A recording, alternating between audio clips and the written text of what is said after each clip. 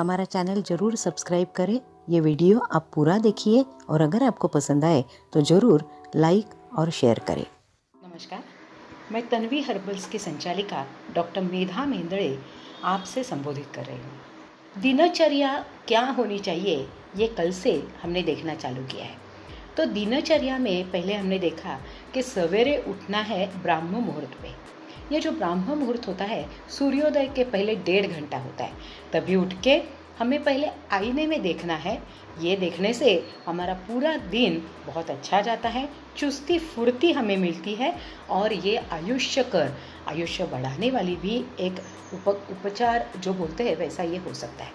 उसी के साथ अगर दही, दूध या फूलों की माला इसका भी आप दर्शन करते हैं तो भी ये बहुत अच्छा होता है प्रातः समय, ऐसा आयुर्वेद में बताया गया है। उसी के साथ मलमूत्र विसर्जन ये नित्यक्रम का और एक भाग है।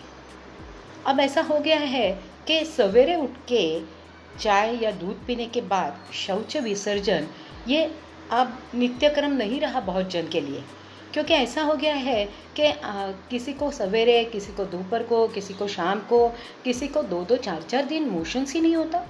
तो ये सब क्यों हो गया? क्योंकि हमने हमारे जठराग्नि, जठराशय और हमारे शरीर के तरफ ध्यान देना बंद किया और जो हमें दिखती है अट्रैक्शंस, इंस्टेंट फूड्स हैं, केक्स, पेस्ट्रीज़ है, कभी कभार खाने के लिए ये चीज़ें अच्छी है, लेकिन रोज़ अगर हम वो खाना चालू करेंगे तो हमारे शरीर में सात्विकता कैसे आएगी और हमारा शरीर तंदुरुस्त कैसे रहेगा। तो उसके लिए सबसे महत्वपूर्ण बात ये बताई गई है कि जब भी आपको ऐसा लगता है कि स्टूल्स की भावना हो रही है या मूत्र की भावना हो रही है तो तभी आपको वो रोकनी नहीं है। आयुर्वेद ने ऐसा बताया है कि जब भी मलमूत्र की भावना होती है तो हमें उसे रोकना नहीं चाहिए। अगर वो हम रोकते हैं तो उसी से हमें बहुत सारी बीमारियां हो जाती है। मतलब देखिए कि कितनी सादी चीज़ बताई गई है आयुर्वेद में कि आपका स्वभाव कैसे होना चाहिए। शारीरिक वेगों का हमें धारण नहीं करना है। अगर आपने ऐसे किया तो स्पॉन्डिलोसिस, स्लिप डिस्क, बहुत सारी बीमारियां सिर्फ ये मलमूत्र का वेग धारण करने से आपको हो सकती है। मतलब आपको पता भी नहीं होगा कि आपको यूरिन जाने के लिए बीच में कुछ रास्ते में नहीं मिला, इसके लिए 3-4 घंटा आपने रोका। कभी कभार हुआ तो ठीक है, लेकिन ऐसे रोज होने लगा तो एक बीमारी का रूप ये आपकी आदत ले सकती है। तो इसलिए ये आपको ध्यान में रखना चाहिए कि आयुर्वेद में ऐसा बताया गया है कि जो शरीर के वेग है उसको धारण मत कीजिए। हम जैसे बोलते हैं कि जाम्भई आ गई तो वो देनी चाहिए, एटिकेट्स फॉलो करना है करके वो हमने रोक दी तो हमको मान के जो विकार है वो हो सकते हैं।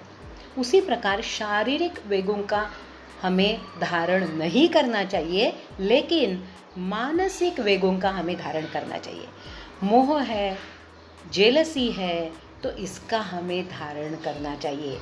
और हमें जो क्रोध आता है तो ये सब जो मानसिक वेग है उनका धारण करने के लिए बताया गया है कि वो अगर हम धारण करेंगे तो वो शांत हो जाएंगे, अपनी गलती हमें अपने आप समझ में आएगी। धारण करने के जो वेग है उसी के साथ न धारण करने के जो वेग है, जैसे मैंने बताया कि आपने किसी की जेलसी की तो भी आपको बीमारी होती है। तो इसके लिए आप जब भी दूसरों के बारे में बुरा सोचते हैं तो आपका बुरा होता है।